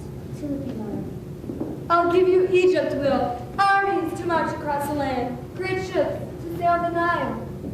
I'll give you a merry force, Will. We'll make it as you like it, the two of us, together. It'll be fun, Will. Let me throw things, make my spirits tremble. And unearthly with such a sanctified, such smiles blossom. I wonder, sweet sir, might I have a name? I long to write lines and beg to be written. I want to sleep. Sleep no more! Macbeth doth murder sleep. A name. What's in a name? That by which one would call a rose, by any other name would smell as sweet. You've given yourself a name, my queen. Macbeth? Thank you, Master Shakespeare. I shall use that name so none can forget it. I know the rest of my speech. Yet who would have thought the old man had so much blood in him? The Thane of Fife had a wife. Where is she now? Oh, are you still here? The quality of mercy is not strange. A little mercy, Will, not just for us, and all those who are yet to be born in your dreams, but for the genius that is in your heart. Give it to the world and take the gamble. Quality of mercy is not straight. It droppeth as a gentle rain from heaven. It droppeth as a gentle rain from heaven upon the ground beneath. It is twice blessed. Blessed him that gives and him that takes. What's this? Talking in his sleep? His mightiest is the mightiest. It is a throne monarch that is far better than the crown. There's only one way to make a crumb, lad. Good hard work. Come now, the horses are waiting. He's still not awake? Well, I brought him his breakfast. Oh, no, no. Looks to me as if he had a bad night, mumbling and thrashing about. Come now, Master Shakespeare. All right, Portia, whatever you say. Portia, there's no Portia here, only me and Jane. You only think that. What? When there's Lady Macbeth, Kate, Juliet, Rosalind, Cleopatra? Well, they're only dreams now, my lady, but give me time. You're moonstruck. Wouldn't be surprised, but isn't it wonderful? Right or wrong, I'm taking the gamble. Holy Jane, he's a loony. You're going to find yourself a new stable boy, my lady. There's only one future for me, the theater. Back to acting, Will? Not this time. It's plays I'll be writing. You've played me false. You said you were done with it. I was playing myself false. That's far more worse a crime. This above all, to thine own self be true. Then I must follow the night of the day thou canst be false to any man. With bad poetry like that, you'll find it a hard road ahead. Oh, I wouldn't be surprised, but isn't it wonderful? It's my own road I'll be walking. Will, wait. You forgot your books. Jane. Will! Jane! What's the matter with young people these days? No respect for their elders. Lazy dreamers. Imagine giving up a good, steady job. That William Shakespeare, he'll never amount to much.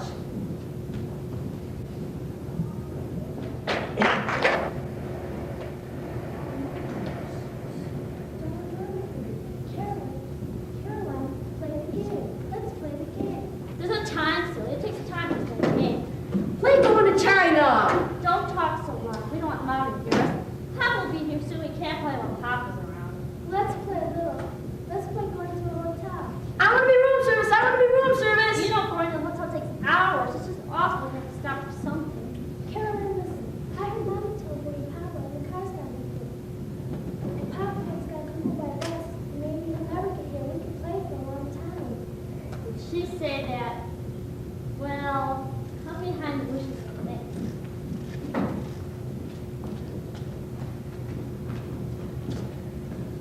Let's play hospital and take everything out of Daddy. Let me think of it. Caroline! Daddy! Daddy, how often do I have to tell you to hang up your coat properly? Do you know what happened? It got caught underneath the door and got dragged back and forth. I hope it's warm Sunday because you can't wear that jacket. Billy, come out here a moment where I can see you. Are you ready for when your father comes home? Come out of the bushes, Billy. Come out. I simply despair. Look at you. What are you children doing anyways? Now, Caroline, you're not playing one of those awful games of theirs, are you? I absolutely forbid you to play that the house is on fire. You have nightmares all night long. Or those awful games about hospitals? Really, Caroline, why can't you play shopping or going to China? I declare, I really do. Now remember, it's Friday night, the end of the week, and I expect to give your father a nice big kiss when he comes home. Carol, let's play funeral. Carol, let's play orphan. There's no time, silly. Besides, I haven't got the black gloves. Look! Look! What? It's Papa! It's Papa!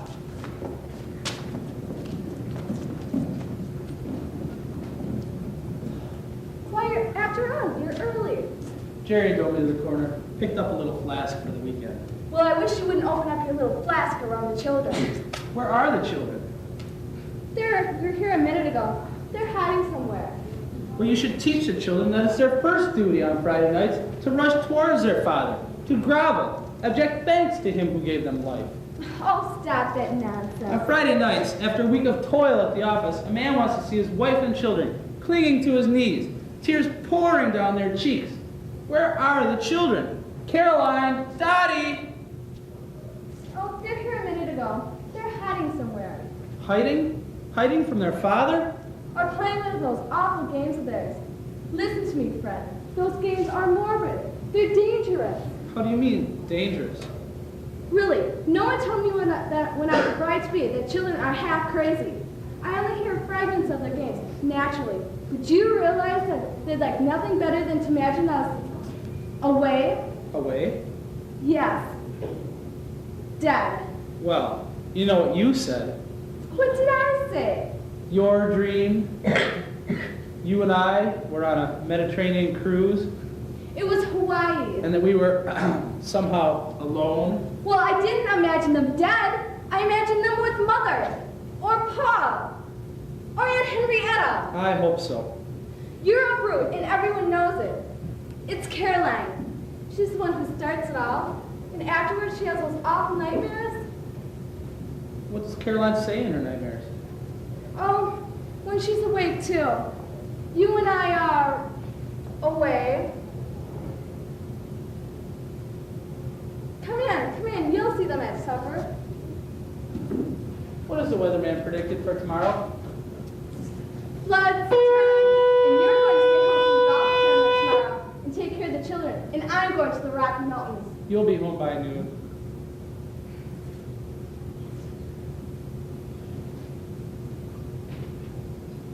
Caroline, Dottie, Billy.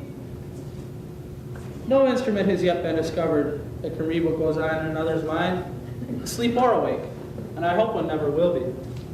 But once in a while, it would sure help a lot. Is it wrong of me to wish that just once I could be an invisible witness to one of my children's dreams, to one of their games? Caroline! Daddy, hurry before they see us. Dottie! Billy! Let's play piano. Shall we begin? This first part is in the church. We're in the kind of church. And there's been a perfectly terrible accident. An airplane accident. No, it was an automobile accident. It was an airplane. I don't want it to be an airplane. It was a ship. It was a big shipwreck. No, I'm not going to play this game until you two be quiet. It was an airplane accident, and they were on it, and they're not here anymore. They got dead. Don't say that word. You promised you wouldn't say that word. And we're very sad, and we didn't see it, though. And we have to put on black dresses, only we haven't got any. But we want to thank Mrs. Wilkerson for coming today and wearing black like she's wearing. Mrs. Wilkerson is the best teacher in Benjamin Franklin's school, and she's a grown-up we like best. That's not Mrs. Wilkerson. Look. I can't hear a word you're saying. Anyway, don't talk now. That's not Mrs. Wilkerson. That's Mama.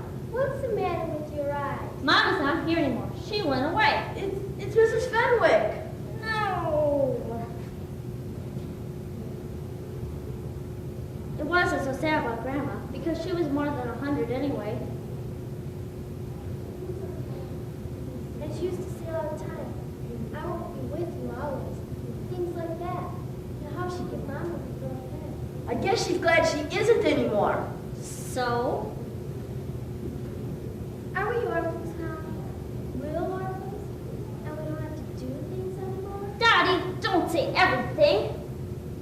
What do I see now? About your father?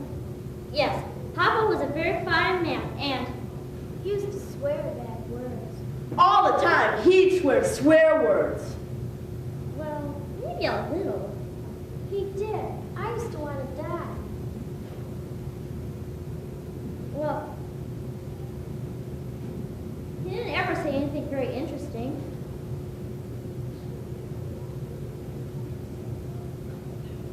He used to laugh too loud in front of people.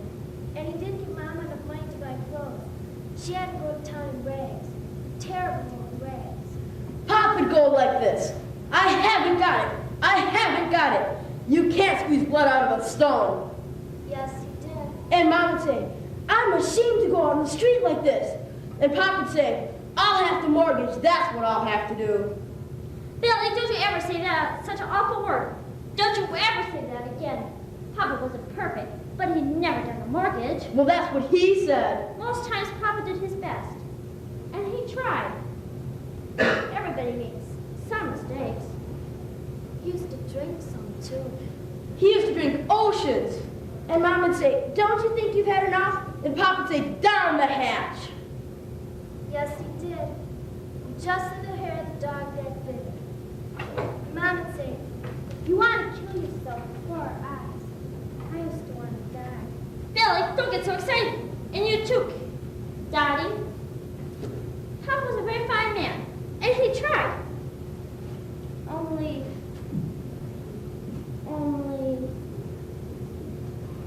he didn't ever say anything very interesting. He was interesting when he told us about automobile accidents and seen enough blood. Yeah, but he stopped in the middle and Mama said, not before the children. Anyway, we're very sad. And Mama's almost never home. She's always away shopping or having her hair made. And one time she was away years to see Grandma in Boston. It was only 5 days, and Grandma was very sick. No, it wasn't. It was years and years. Well, when she was away, she didn't have to say don't all the time. All day and night. Don't. Well, sometimes she made good things to eat. Beans and mashed potatoes. And I just hate them. Now you eat every mouthful, you can't leave the table. Ugh. it wasn't her fault. She just didn't understand children. I guess there's not one in 100 that understands children. Is that enough, Mrs. Wilkerson? Can't think of anything else to say, and we have to hurry. Uncle Paul will come yet, or Aunt Henrietta, or somebody even worse. So can we go now? I think it would break the ice if you said something about how much you love them and how much they loved you. Yes. It was awful when I got huggy and kissy. And when we got back on our late for Mary Louise's picnic, Mom would say, I was frantic. I didn't know what had become of you. She liked us best when we were sick, when I broke my arm. Yeah. Mrs. Wilkerson, orphans don't have to be sad all the time, do they? Do we get any money for being orphans? We won't need it. Papa used to keep an envelope behind the clock with money in it for accidents and things like that.